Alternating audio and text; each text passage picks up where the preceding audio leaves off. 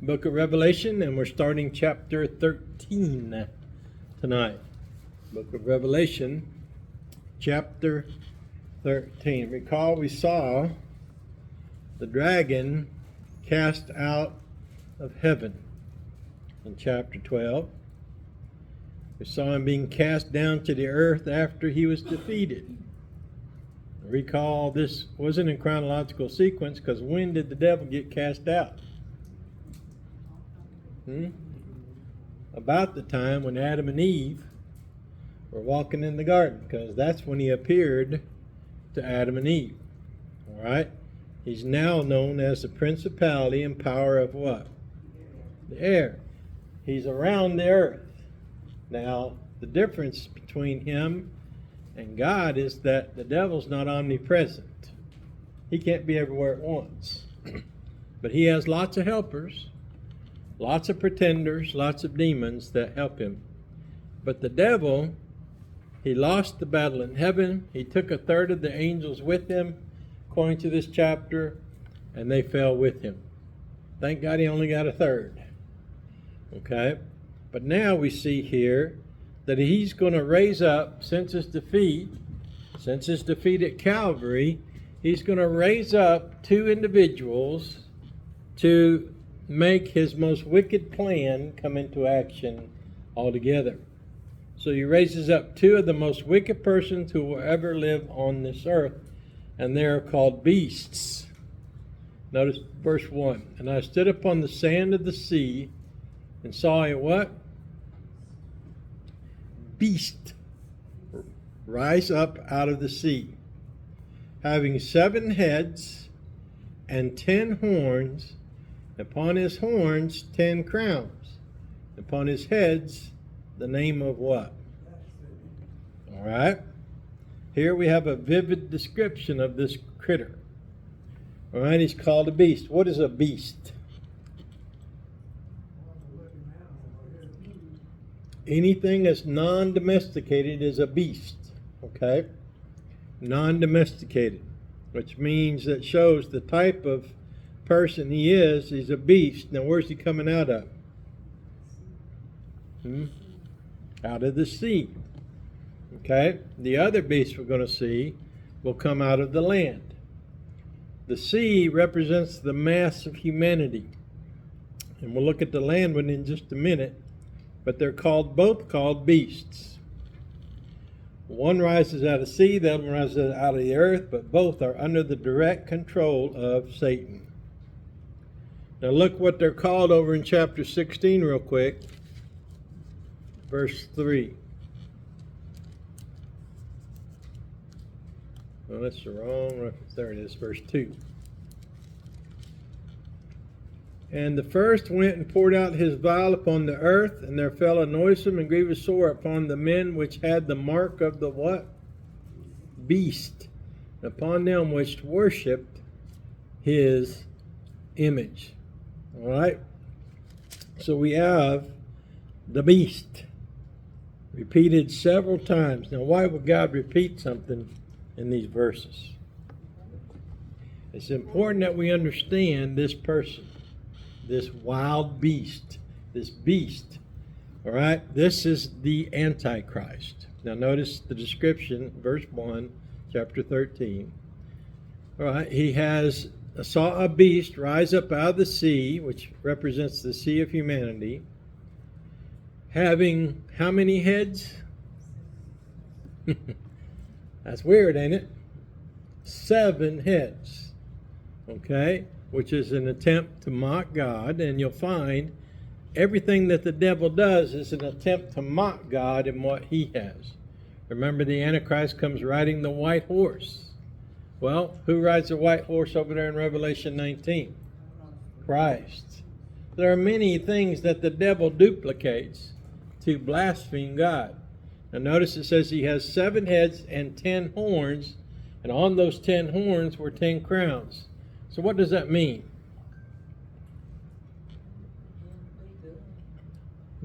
He's trying to be God, but he has 10 kings that follow him. Okay? He's been given 10 kings Their crowns are upon his horns, his power. They get their power from him. The number 7 represents complete.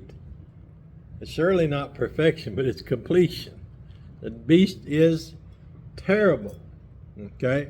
If you want to imagine one of the most evil persons on this earth, here he is, the beast. Okay?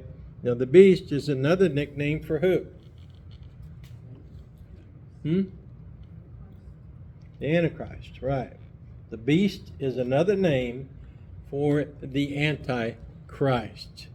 Okay? But notice what else is on his head. What's it say is there? It's written, he has a name written. Blasphemy. What's blasphemy? To speak against God. Right? That's blasphemy, to speak against God. To deny God, to deny God's truth, to deny God's power, to deny God's gospel. All that is blasphemy. Okay? And that's his name. He is total and complete blasphemy. Everything that he does is against God and God's word and God's plan, God's salvation. Everything he does is aimed at tearing down God's creation. Now think about that. What did the devil do there in the Garden of Eden? He fought against God because he knew that if he could get Adam and Eve to sin, that they would follow him. Okay? He's been trying ever since to get men to follow him. The sad part is he doesn't have to make men follow him, does he? Since Adam, all men follow him naturally. They follow him by what you would call inheritance. They follow him willingly because of our fallen natures within us. When Adam fell, who else fell with him besides Eve? Right. All of mankind fell when Adam fell. He was we call that our federal head. He represented the entire human race there in that garden. And when he fell, the entire human race fell. But by the grace of God, God also told us there in that same chapter, chapter 3, that there would be one come that would take care of him. Okay, and that let's just go there, Genesis 3.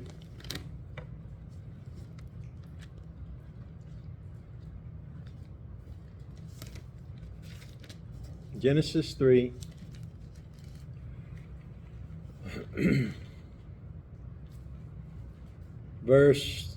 Let's start with 14.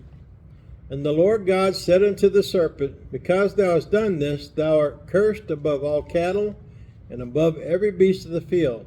Upon thy belly shalt thou go, and dust shalt thou eat all the days of thy life.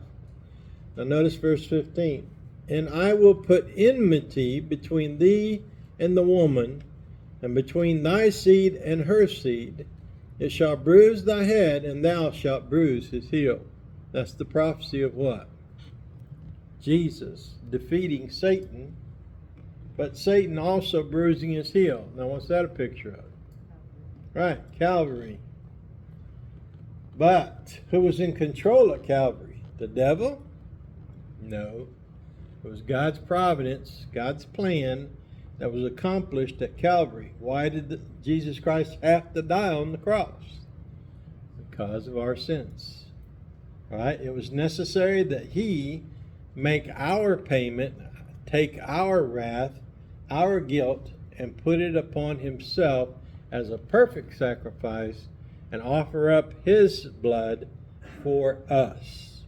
So remember now, this is when the devil came and possessed the serpent and tempted Eve, and Eve took thereof and gave to Adam. So everything that the Antichrist does is what the devil has done. It's like father and son tag team duo, as it were. So the Antichrist is doing everything that he can to try to defeat God. which means persecuting who? God's people. All right? That's why as soon as he takes over power and sets up his kingdom, he's going to enforce this mark of the beast, we call it. And it says that the number of it is 666, basically. And what does that number represent? Represents him. It's his mark. You look at that mark, you see that number, you know that he's the Antichrist. Okay? So if you take the mark in your forehead or in your hand, what happens? You're doomed, you're damned, you're on your way to eternal destruction, and guess what else? You're going to fight against Christ at a battle of Armageddon. You will be defeated at the battle of Armageddon. You will be slain at the battle of Armageddon by the word that proceeded out of the mouth of the Lord. You will be literally slain because you're in that army that's facing against Christ. And who is it that convinces the army to face him? The Antichrist, and thereby the devil. So back in our text now. So he's anti-God. He's anti-Christian because he wants to persecute the Christians because of their stand with Christ. He's anti-heaven, anti-good. He is the awful and dreaded Antichrist, the original. Okay? Throughout history, we've seen that there has been a serpent for every Adam, a Cain for every Abel, a Pharaoh for every Moses, a Caesar for every Paul, and a lie for every truth, if you think about that. Whatever truth is out there, guess who's got the lie against it? The devil. For every truth, for every Baptist church out there, there is a counterfeit church that claims to be serving God. So there is a counterfeit. So throughout history we see this happening, and then this beast, being the Antichrist, is given supernatural power from the devil to rule and to make war. Okay? To rule and to make war. Make war. Not make more, make war. Okay? So what's that mean? He's going to be in charge. He's going to swoop in and take over the world government, as it were. He's going to be in charge of the government. Who's going to be in charge of the church? It's the other beast mentioned here that we'll talk about. Okay? The other beast. Now, I want you to see this. The other beast is known as the false prophet. He rises out of the land. But let me get back to this Antichrist for a minute. Anybody remember Daniel where he describes the beasts? Here's a chart here. You should have it in your charts that we passed out.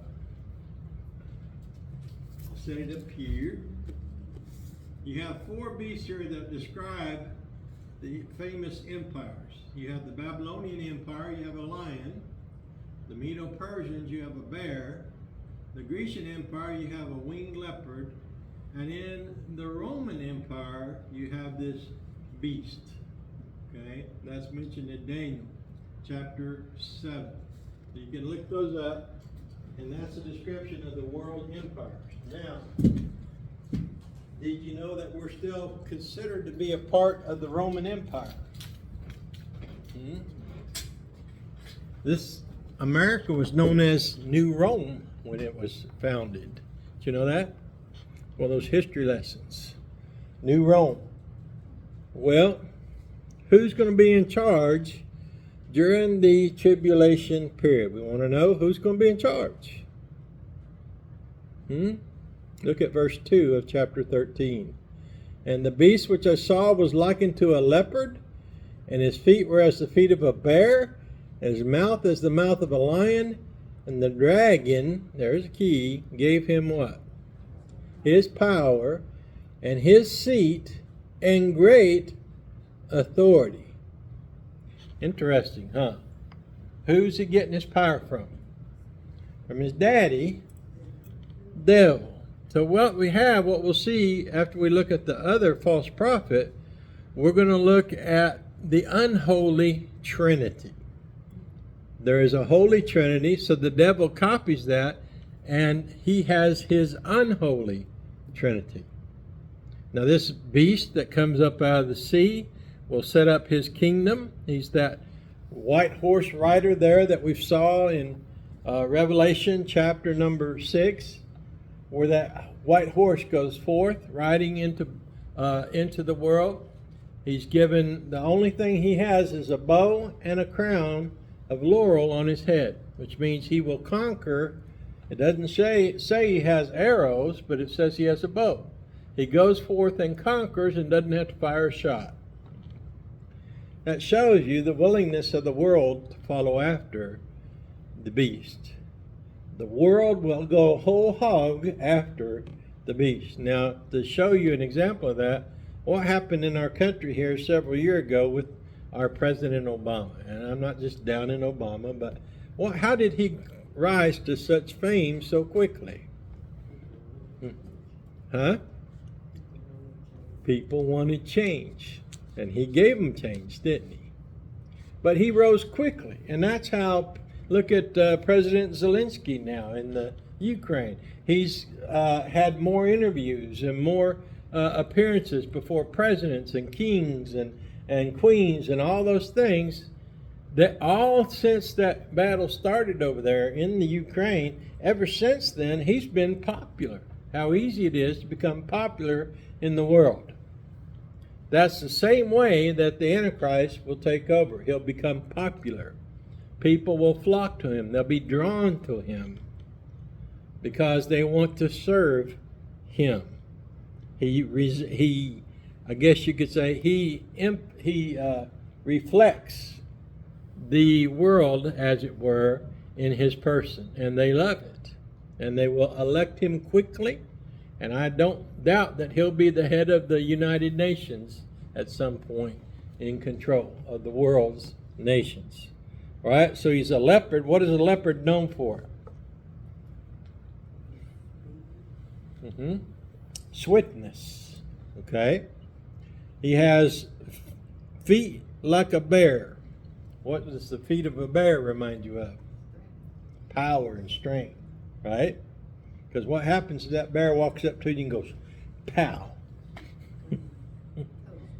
You're toasted. Your head's going to roll off down the hill by one slap of those giant paws. Then his mouth will be the mouth of a lion for fierceness. So these are symbols used to describe his character rather than his appearance. In the second chapter of Daniel, we saw the vision of the world empires. And in Daniel 7, the kingdoms are called lions, a bear, a leopard, and a terrible monster. This beast that arises out of the sea will be a composite of these other kingdoms and kings. He will be wiser and more cunning than the wisdom of Greece, more powerful than the characterized by the Persians, more oppressive than that of the Babylons, and more antichrist than Rome, and more blasphemous than all four combined. So now note again his imparted power. Where did he get his power from? Verse number 2, from the dragon gave him his power and his seat and great authority. The dragon makes sure he got elected. The dragon makes sure that he gets in control. The devil moves upon men to do things. Is anybody here that would argue that? All we have to do is reference the crucifixion. All right? Here's a crowd. Pilate walks out and he offers them Jesus to be set free. And he offers them a choice between Jesus, who had done nothing wrong, and Barabbas, who was a murderer. Remember? And they began to scream out, "Give us Barabbas! Give us Barabbas!" You see how popular Barabbas have become? But yet, here's Jesus, had done nothing wrong. And they shouted, well, Pilate says, well, what shall we do with this one? And what did they begin to shout? Crucify him, crucify him. Now who's pushing them to do that? The devil. The devil fired up the crowd at Ephesus. Remember when they shouted all half a day, great is Diana? Who was pushing that? The devil. Who pushes men throughout all history to do things? The devil. The devil gives his son the authority and the power he needs to set up his kingdom, and he does so with an iron fist. He does so by deception and by a false peace. A false peace. Why do we call it a false peace? How long does it last? Anybody remember? Right? A season for times, and time and a half. 3.5 years that peace reigns. You know what he's doing in that 3.5 years? He's allowing the Jews to rebuild the temple. Okay? His headquarters is in Babylon. But at the end of that 3.5 years, remember, the 2 prophets are allowed to be slain, and the devil moves his headquarters, the Antichrist moves his headquarters from Rome, or Babylon I should say, to Jerusalem, into the temple, puts his statue in that temple, puts his throne in the Holy of Holy place, and there demands to be worshipped as God.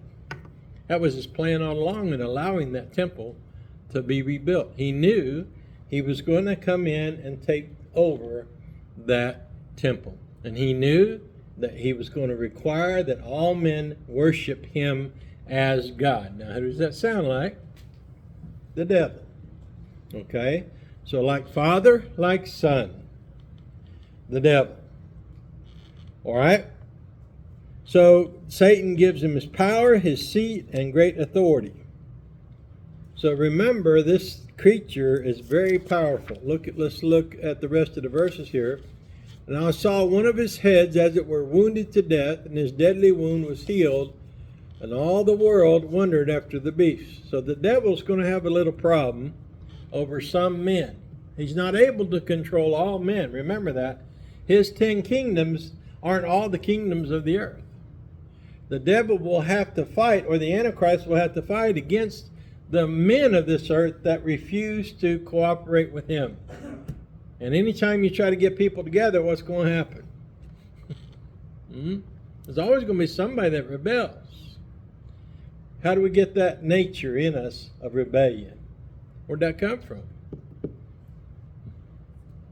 Satan in the garden. We rebelled against God. So the devil is going to have a fight.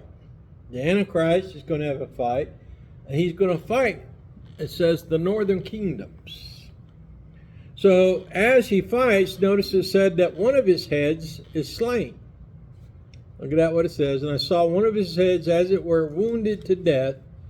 And then what? His deadly wound was healed. So what's that mean? He pretends to come back to life. It's trick and mirrors. Believe me, it's trick and mirrors. All right? And they worshiped the dragon which gave power unto the beast. And they worshiped the beast, saying, Who is like unto the beast? Who is able to make war with him? And there was given unto him a mouth speaking great things and what? Blasphemies. And power was given unto him to continue. How long? How long is that? There you go. And it was given unto him to make war with the saints and to overcome them. And power was given him over all kindreds and tongues and nations. And all that dwell upon the earth shall worship him, whose names are not written in the book of life of the Lamb slain from the foundation of the world. If any man have an ear, let him hear. He that leadeth into captivity and shall go into captivity. He that killeth with the sword must be killed with the sword. Here is the patience and the faith of the saints. So he's warning the saints here what kind of leader this is going to be. He's warning those that are witnessing for Christ on this earth. When the church is gone and the Antichrist has his kingdom set up, it's going to be fair game for Christians. We're going to be hunted down and we're going to be slain for refusing the mark of the beast. Remember, we leave out of here, the church is gone, but there are 144,002 people that carry on the gospel witness during the Antichrist kingdom. And because of that, they will have success in winning people to the gospel. People will be saved. But they can't be saved if they've done what? Taken the mark. They won't be saved. They've already chosen. They've made their team. But there will be those who don't take the mark who are saved during that time. Those are the ones that the Antichrist will hunt down. And then at the end of the 3.5 years, the false peace is over. Okay? He turns on the Jews and the Christians from that point forward, moves his headquarters into the temple, sets up his throne in the Holy of Holies and said, I'm God, worship me. That's what you see here in these verses. It says, if any man have an ear, let him hear. So the warning here is, where do you see that phrase? If any man have an ear, let him hear. The message to the 7 churches. All right? In other words, you need to listen. This is spiritual warfare that we're talking about. This is what's going to happen in the future days. And I submit to you, it's not that far. These future days are coming. 42 months is how his power has been set. Now, the great thing about the Antichrist and the beast, or the false prophet, we read Revelation. We can skip ahead to Revelation 19 and see what happens. What happens at the end? Well, let's just go ahead and read it. Go over to chapter number 19 and verse 19.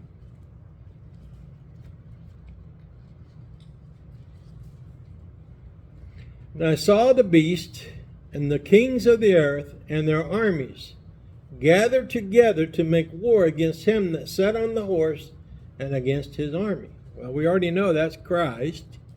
So they're gathered together to fight against Christ and his army. The Valley of Armageddon has been formed.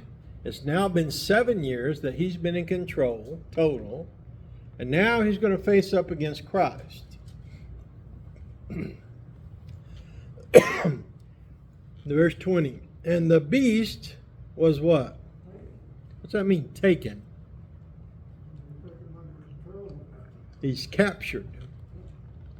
Taken means captured. Right? What does captured mean? They got him. There was a battle. Boom. Battle's over. Boom. Leader is snatched. And notice what he does with that rascal. The false prophet that wrought miracles before him, with which he deceived them that had received the mark of the beast, and them that worshipped his image, these both were cast where? Notice it emphasizes alive, into the lake of fire. They're not had their heads chopped off and destroyed and then cast in the lake of fire. They're cast alive into the lake of fire. All right? So, look over at verse 10 of chapter 20. At the end of the battle of Gog and Magog, and the devil that deceived them was cast where? Into the lake of fire and brimstone, where the beast and the false prophet are. And notice this, is he destroyed when he's thrown in? Nope. And are tormented how long? Day and night, forever and ever. Right, day and night, forever and ever. So, the beast, the false prophet, and the daddy dragon, the devil, are all cast into the lake of fire. So what's that tell you about the devil's plans? He's got a big L, right? Big L. Loser. And if you choose the devil, you choose to take his mark, you're on that same team. You're a loser. How do we know this? Well, you skip down to verse 15 of the same chapter 20. It says, and whosoever was not found written in the book of life was cast where? with their head honcho, the devil, the Antichrist, the false prophet. All those who have rejected the gospel, they've rejected God, they've rebelled against God, they've rejected Christ as their Savior, they will be in the lake of fire. Okay? That's the fight that's coming. It's not here yet. The Antichrist spirit is all about us, though John says there are many Antichrists among us. Even when John was writing this, there were many Antichrist spirits among the churches. Devils have always tried to overthrow God's church and God's plan. But guess what? They lose. They lose. So look at this. Now read ahead in chapter 13 and go to the next beast, the false prophet. Okay, we've seen the Antichrist. Now he's got a honcho, a sidekick like Batman and Robin. The false prophet. The Antichrist is in charge of the world governments, and he sets up the false prophet who is in charge of the world church, the worldwide religion of the church. And we'll find out what happens to that church during the tribulation period. All right, we'll stop there. And next week, Lord willing, we'll take up with the false prophet. Let's all stand.